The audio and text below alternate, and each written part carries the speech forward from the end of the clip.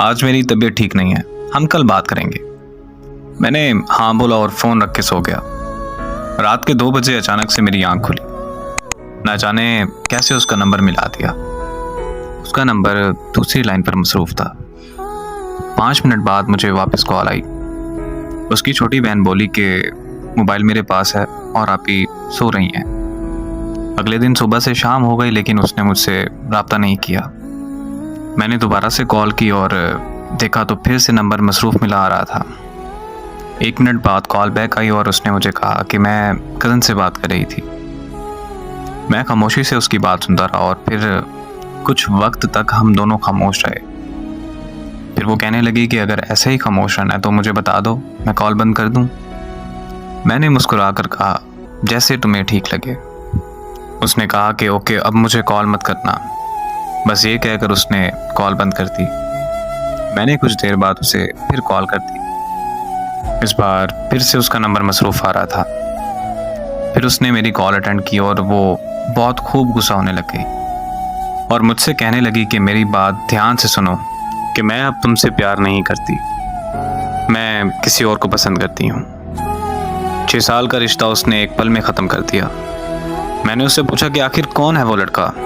वो मुझसे कहने लगी, तुम होते कौन हो मेरी लाइफ में इंटरफेयर करने वाले। मैंने उससे कहा कि यार मैं तुमसे प्यार करता हूँ, तुम मुझे भूल गई। इतने में उसको किसी और की कॉल आई और उसने मेरी कॉल कट किए बगैर उसकी कॉल रिसीव कर ली। मैंने कॉल कट नहीं की। कुछ देर बाद उसने कॉन्फ्रेंस कॉल ले ली। कॉन्फ्रेंस कॉल में लड़का बोला कि हाँ भाई, तुम्हें क्या मसला है। तो मैंने कहा कि तुम होते कौन हो मुझसे ये पूछने वाले। तो वो मुझे कहने लगा कि ओ यार, कॉल कट करो और सो जाओ।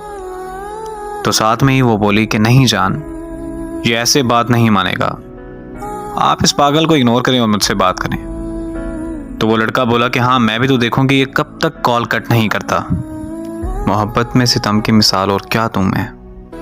मैंने अपने महबूब को किसी और के साथ रोमांस करते देखा है। वो वक्त गुजरता गया और मैंने बहुत मुश्किल से खुद को संभाला।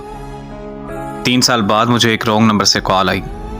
मैं कॉल अटेंड करते ही उसकी आवाज़ पहचान गया। वो बोली कि कैसे हो तुम। मैंने उसे कहा कि तुम काम की बात करो बस। तो कहने लगी कि तुम मुझसे अभी तक नाराज़ हो। मैं खामोश रहा और फिर पूछा उसने कि तुमने शादी कर ली। तो मैंने पूछा कि तुमने कर ली। तो वो बोली कि लोग जिस्म चाहते हैं, शादी कहाँ करते हैं लोग। बात यह है कि जिससे आप मोहब्बत करते हैं उससे कभी मोहब्बत ख़त्म नहीं होती, लेकिन इस तरह करने से आपकी ज़िंदगी में उस शख्स का वजूद चला जाता है।